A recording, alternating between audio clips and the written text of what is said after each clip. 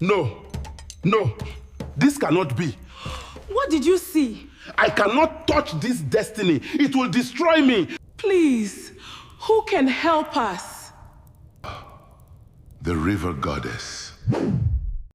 Long ago, in the peaceful Igbo village of Umuoke, there lived a loving couple named Eze and Adaeze. Their small mud house stood beside a quiet footpath, surrounded by tall palm trees and green farmland that stretched toward the distant forest. Every morning, they worked side by side on their little farm, sharing laughter, songs, and dreams of a brighter future. The villagers admired the love they shared because they never argued and were always ready to help anyone in need. To those who saw them from afar, they seemed to have everything a husband and wife could ever wish for. But behind the smiles they wore every day was a deep sadness that no one could truly understand. Years passed, and the one thing they longed for never came.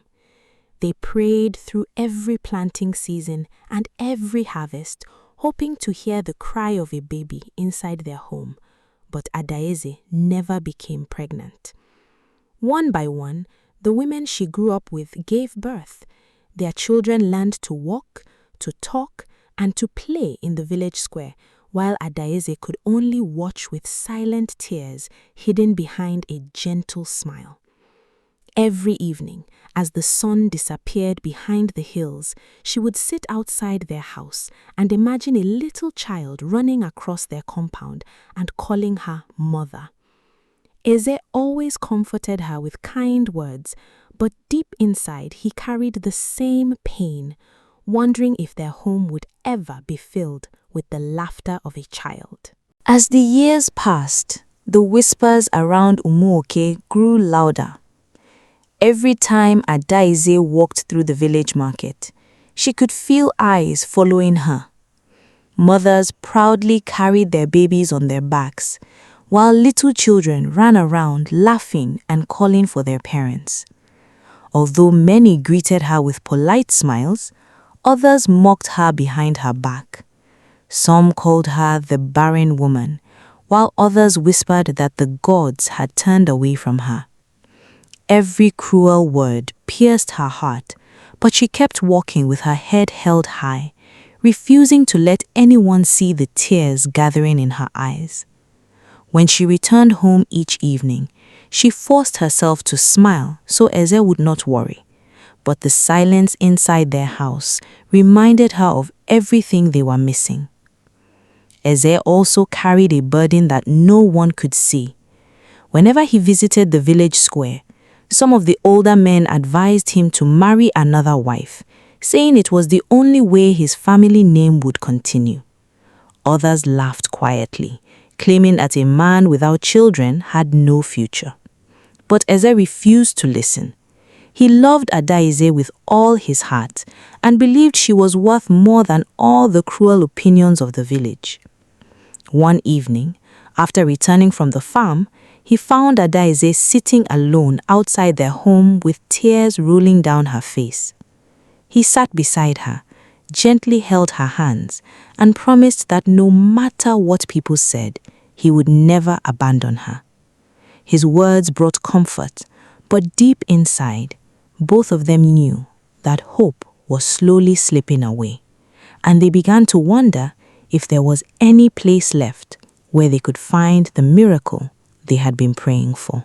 That night, neither Eze nor Adaeze could sleep. The words of the villagers echoed in their minds like a painful song that refused to end. As the small oil lamp flickered inside their mud house, Adaeze finally broke the silence.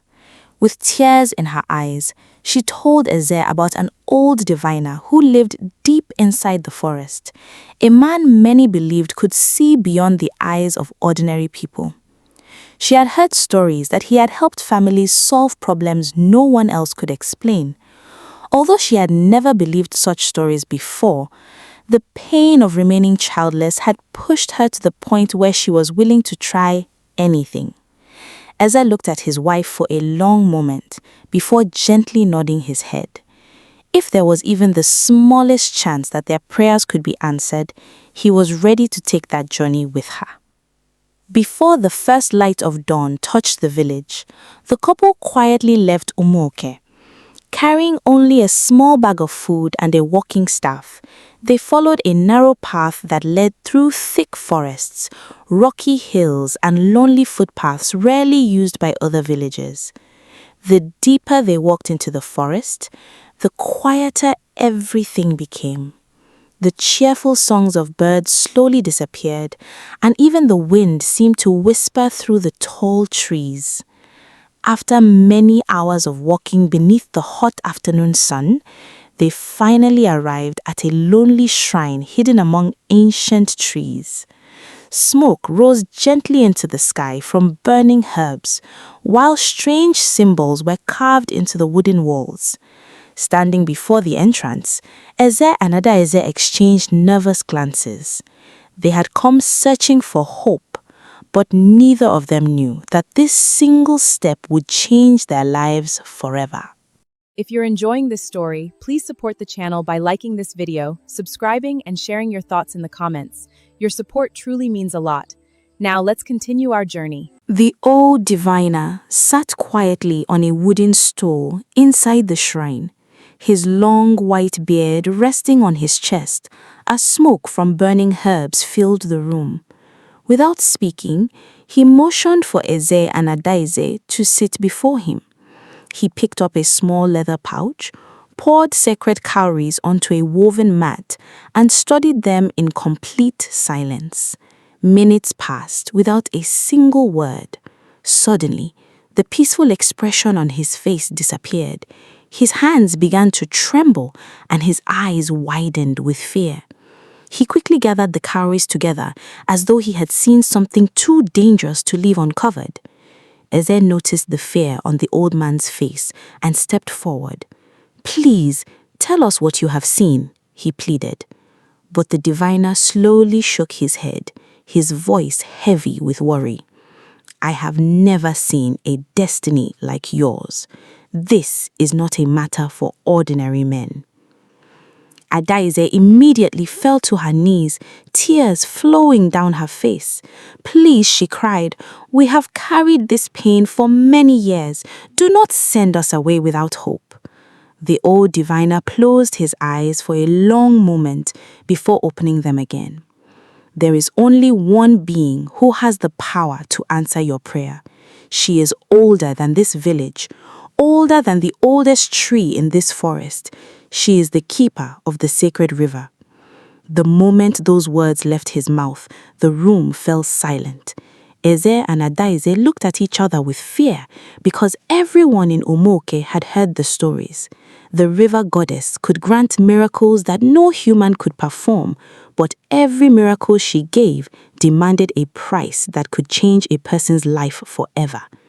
Even knowing the danger that lay ahead, the couple made their decision.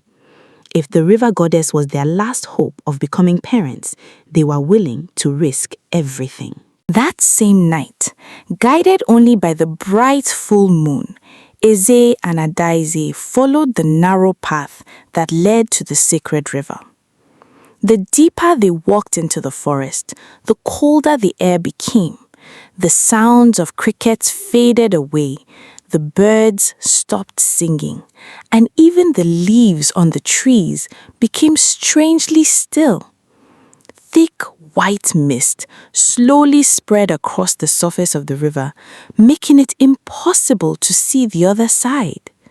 The couple stood quietly at the riverbank, their hearts pounding with fear and hope. Remembering the diviner's instructions, they knelt on the soft sand and called upon the ancient spirit of the river with trembling voices. For a few moments, nothing happened. Then, without warning, the calm water began to ripple. A circle of blue light appeared in the middle of the river, growing brighter with every passing second until it lit up the entire riverbank. Slowly, a beautiful woman rose from the glowing water. Her long black hair flowed gently like the river itself, and her skin shimmered beneath the moonlight. Her glowing eyes seemed to hold the wisdom of countless generations, and her voice echoed across the silent forest without her lips moving. "I know why you have come," she said calmly. Eze and Adaeze immediately bowed their heads to the ground, trembling with fear. Through her tears, Adaeze begged, "Great Mother, we have carried the pain of childlessness for many years. Please have mercy on us. Bless us with a child." The river goddess looked at them in silence before finally speaking.